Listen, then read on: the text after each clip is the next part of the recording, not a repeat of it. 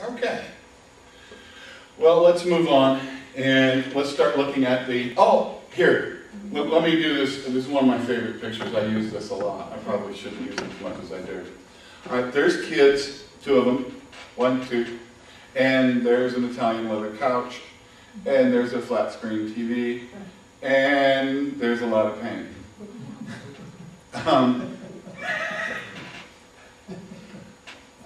Let me ask a question for you.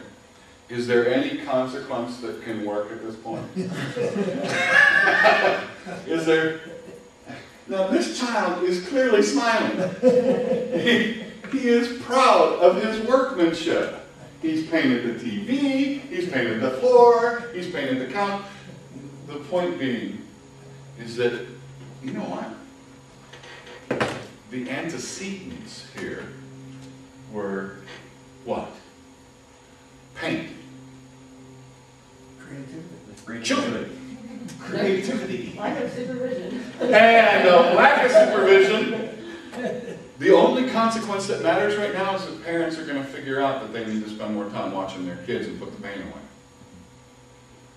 And one of the realities is that we have a lot of tension and resistance because we haven't thought about how can we look at the circumstances differently, the situations differently. And what happens a lot of times is that when somebody starts acting out, it's them that's bad instead of this situation isn't a good fit for them. And we got to figure out how do we make an opening in this situation that allows them to fit, or find a different situation. Does that make sense? So it can't always be about changing the person, number one. Number two is that a lot of times when people talk about behavior programs to change behavior, what they're really saying is they want to change their personality because they don't like them. I mean, let's just be honest about it. We have people who are mean. You have people who are grumpy. You have people who you just don't like for whatever reason you don't like. And they want to change the personality. Guess what, kids? Ain't happening. Changing the personality is highly unlikely.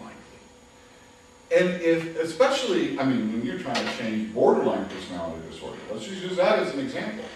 You just spend years and years and years and years and years and be exactly where you started when you began. And that's if you even know what you're doing. Okay? So, and I'm not saying that you can't do stuff with folks who have borderline personality disorder. That's not what I'm saying. That's why DBT was started for folks who have, higher educational language skills. EBT was started for folks who don't have those things. And we found out that EBT works for a lot of people. And not just for folks who have borderline. Okay, but bottom line is that a lot of times what we're trying to do is we've analyzed the situation and we blamed the participants that are obvious rather than the participants that are hidden. Okay? So we need to be thinking, because we're the system. We're the participants that are hidden, if you will, okay, in this equation. So let's look at the elements and let's walk through some of the terminology. On the person side of the assessment is important to. And I forgot to pass this out. So you've got the little one that should be the slide right next to this slide on the right-hand side of that page, but this is the big version of that. So you've got the person scores on the left-hand side, and that's where we talk about what's important to someone. Person scores, important to. System scores, important for. Okay? So, everybody sees where that's at on the assessment itself? Okay, there's no questions? Alright. So, the next part of that is you will see a column there. So you'll see importance, and then barriers, and then you see MTRF. Right? You see that as one of the headings on those columns? MTRF stands for motivation, tension, and resistance factor. And so there's a motivation, tension, and resistance factor for both the person as well as for the system side of this assessment. A factor is just a fancy way of saying you multiplied two numbers. If you remember back to about 3rd grade when you were learning multiplication tables, you know, that's what a factor is. Okay, so we multiplied importance score by the barrier score, and that gave us a factor. Okay? Next point on the motivation, tension, and resistance factor is that the bigger that number, it's usually a bigger problem. The bigger the problem, the more important it is that we do something about it. Okay?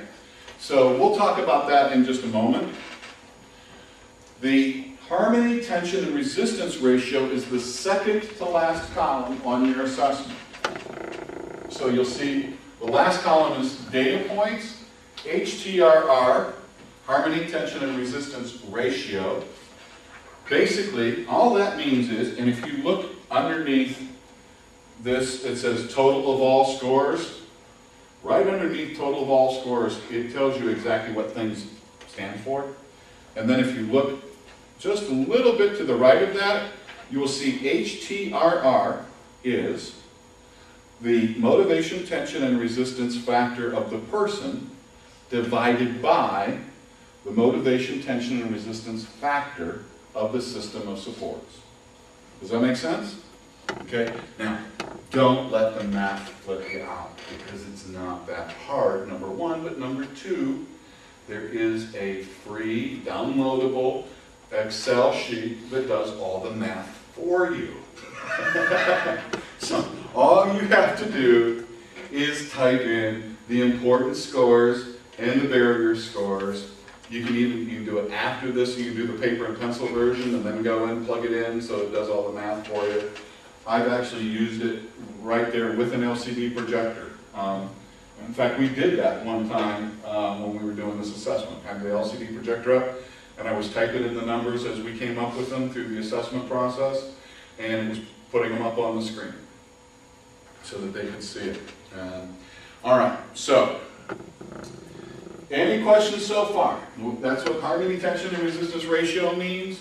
So it can be very high, which is 100, which means you have very, very high tension. That means the person really, really, really wants something that you really, really, really don't want to give them. Okay? You really, really, really want sex. I really, really, really don't want you to have any. Okay? So, and the reason for that blue that's on there, it's gray on there, but you're going to get another version here shortly that's actually in color to show what that means. But the blue is the color coding that we use to show the highest tension areas. Okay? That's my way of doing it simply because I am a very visual person. I need to see pictures of stuff, and it helps me to see that. So, remember we said that even if it's a scores of 1, so even if the person's score and the system's score, and we get a harmony, tension, and resistance ratio of 1, okay, that doesn't mean we just get to ignore it, okay? That could be harmony, and then the last one is it could be a very, very low score. So if the individual scored a 1, and the system of supports said this is very, very important, let's say morality. The individuals, basically their score says, don't care about morality, and I don't see any barriers to them not caring about morality. Because it's just not important to me. And the system of supports is really, really upset by that. They see this person as having, they're being amoral, and then it's causing them problems in a lot of places, and we've got to figure out how to solve this. So it's a real, real big problem. So that'll be 1 divided by 100, so we get a very low score. Does that make sense? All right. Questions, comments, concerns? Then we'll go on. So, does this bikini make me look fat? Wrong question. And if you want a different answer, you have to ask a different question. Okay? So, this assessment is one of those that we use with folks that they've been asking the wrong questions for a long time. Okay? And so this helps us to start asking different questions. Like, maybe they perceive barriers that we don't have any idea that they perceive, that they're running into, okay? So you're going to get to use this in a little bit when you're actually doing this practice event that we're going to do. But I just wanted you to see that on the back of it, just because this is the way I like to do things, your instructions are right there. And we're going to talk about the scoring information in just a couple seconds. First, we're going to talk about the importance of the barriers. So, here's the scale on the assessment. Number one, don't make it harder than it really is. Don't try and make a big deal out of this. And the scale is, 1, 3, 5, 7, 9, 10. Okay? You can use 2, 4, 6, 8. You can use those numbers. There's nothing saying you can't. All right? It's just we're trying to, there's not a discrete, this is a 1 if, and this is a 2 if, and this is a 3 if. All right? This is about an emotional reaction that somebody has to those questions. Okay? So it is very subjective in that regard. So if they say everything is a 7 or everything is a 9 because they're really hyped up that day, well, we may want to go back and do the assessment another day too and find out if it stays the same. Because it may be a baseline or it may be an anomaly. Does that make sense? It may be something that's not at all typical for that person and we need to be aware of it. But on the scale, on both the barriers as well as importance, don't make this rocket science because it's not meant to be. It's not supposed to be hard. It's supposed to be easy.